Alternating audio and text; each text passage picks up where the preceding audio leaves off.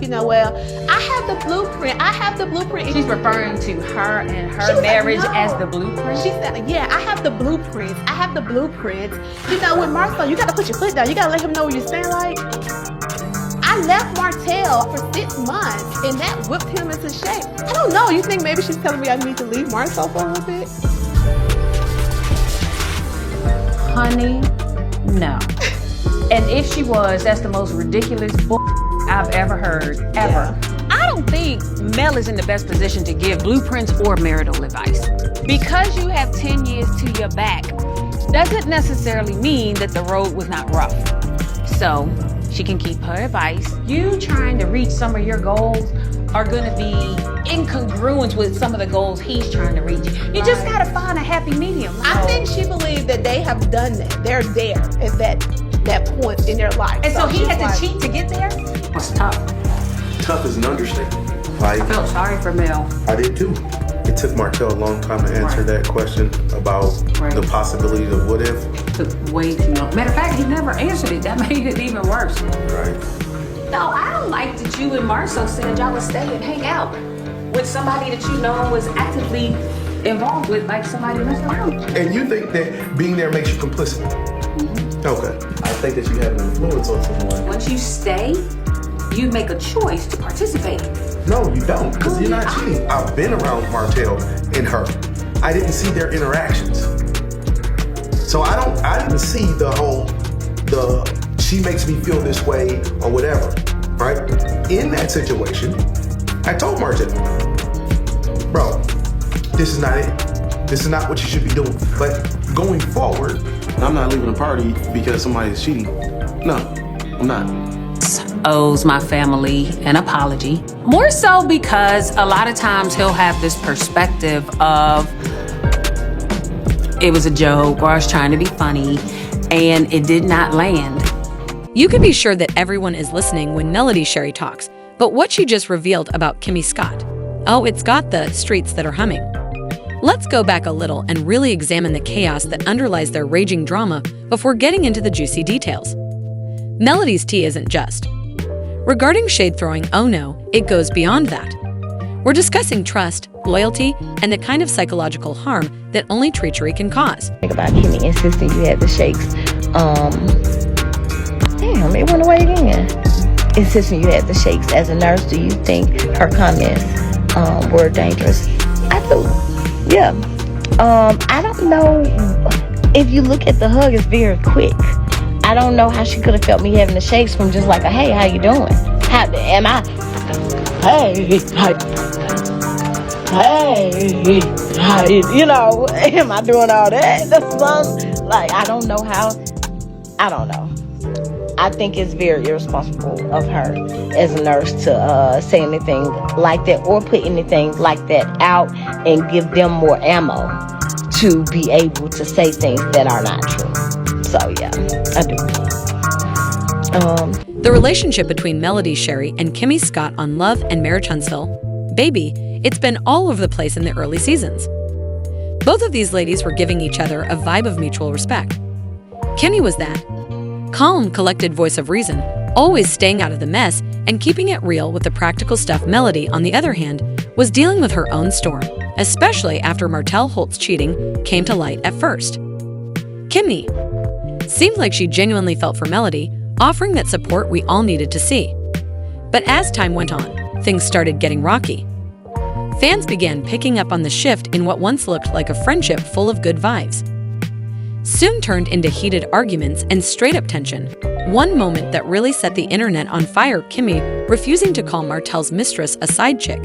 Meanwhile, Melody was crystal clear about the betrayal she felt and the role that woman played in destroying her marriage, but Kimmi, she was playing it neutral, acting like those labels weren't a big deal to Melody. That felt like a slap in the face, like Kimmi wasn't validating the very real hurt she was going through. This was just the beginning of what Melody now calls Kim's hypocrisy. Over time, their interactions got colder. Melody started calling out Kimmi for what she saw as selective accountability, quick to judge others, but never owning up to her own actions. Fans noticed that Kimmi always tried to stay neutral, but Melody wasn't having it. She saw it as a way for Kimmi to dodge the tough calls when it was clear she should have taken a stand. Kimmi not calling out. Martell's mistress, just one example of how deep that rift really ran at the heart of the mess between Melody and Kimmi is loyalty or lack thereof. Melody feels like Kim's constant neutrality is just code for silently siding with. People who've done her dirty in a recent episode, Melody had had enough and straight up called out Kim's double standards with zero. Melody didn't bite her tongue, accusing him of being all over the place when it comes to infidelity and loyalty. It's funny how Kimmi refuses to call Martell's mistress a side chick, but she's quick to judge how I handle my life. Melody fired back during their heated exchange, and let me tell you, that moment wasn't just about a label, it was years of frustration coming to a head for Melody. Kimmi's hesitation to call out Martell's mistress wasn't just a disagreement over words. It was a sign that Kimmi wasn't truly there for her during one of the darkest chapters of her life. On top of that, Melody hit hard by calling out Kimmi's neutrality as basically taking Martell's side, which left her feeling straight up betrayed, especially since she'd been so vulnerable on the show, showing her rawest moments. Fans wasted no time jumping into the drama, with some backing Melody, saying Kimmi's refusal to take a stand felt like a betrayal of their bond. Others defended Kimmi, claiming she was just trying to stay above the mess, but no one could deny the intensity of that moment and the genuine hurt in Melody's voice. What made this exchange even more explosive was that it wasn't just a one-time disagreement. It was years of built-up tension, loyalty shifts, and clashing. Ideas about accountability. Melody's words dropped like bombs, revealing all the pain and frustration she's been holding in and exposing the real cracks in their friendship for the world to see. When you wanted us to go to one of the galas around Christmas time, and my response was, I don't feel like being bougie, I want to be with my family. Like, I don't want to spend all why I gotta be considered bougie because you don't want to go to galas? That's so we clear. But this is what I'm saying. You ask for examples, and when you get them, I hear you. You don't want them. No, I hear you. Now, I'm not gonna change anything about, because like you say all the time, hey, Kimmi, with Kimmi, what you see is what you get. I am who I am. And it is. And that's the same exactly thing with correct. me. The difference is I own it. Well, I'm not finna own There's it. the Say I'm difference. bougie. I own it. I don't know why, because What makes a person bougie? look in the mirror. All I know today is not the same Mel I used to hang out with. She was bougie but fun. You know, it was different. But today it's like a whole new Mel, and I just don't even know. I can't be around folks that think that I act like I'm bougie or better than anybody, but when I'm not. Nothing has changed in my life to make me start acting a certain way. The things I do, the things I buy. That's so inaccurate. Kimmi Scott has long been recognized for her commitment to justice and harmony, as well as her propensity to shun harsh labels like denying. Martell Holt refers to her mistress as a side chick because she believes it's an attempt to avoid needless fuss. Kimmi previously stated that she doesn't believe in assigning labels to individuals or circumstances until it is absolutely required for her to do so. Doing so simply serves to agitate and complicate matters. More difficult than necessary, and let's face it, Kim has experienced her fair share of criticism from the public, particularly about her relationship with. Perhaps it's not surprising that Marie Scott is reluctant to criticize people in her head because she understands how suffocating the limelight can be. Labels are her method of maintaining her dignity while avoiding unwarranted criticism and gossip. But Melody Shari, she doesn't believe Melody. Although Kimmi won't criticize Martell's mistress, she is more than willing to voice her opinions. Thus, her neutrality seems more like selective hypocrisy. Regarding Melody's post-divorce life and this unfair comparison, Melody finds it deeply hurtful. It seems like Kimmi is being selective about when to speak up, because Melody is obviously not Melody's top priority. A clear message is conveyed by Kimmi's hesitation to criticize Martell and his side piece. Actually, I'm not.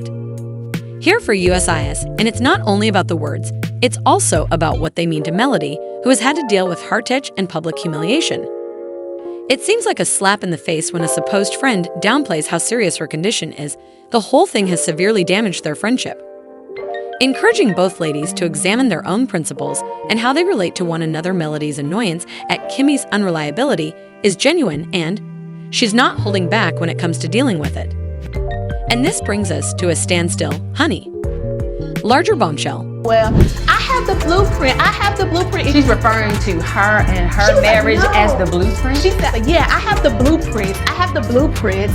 You know, with Martell, you gotta put your foot down. You gotta let him know where you stand. Like, I left Martell for 6 months, and that whipped him into shape. I don't know. You think maybe she's telling me I need to leave Martell for a little bit?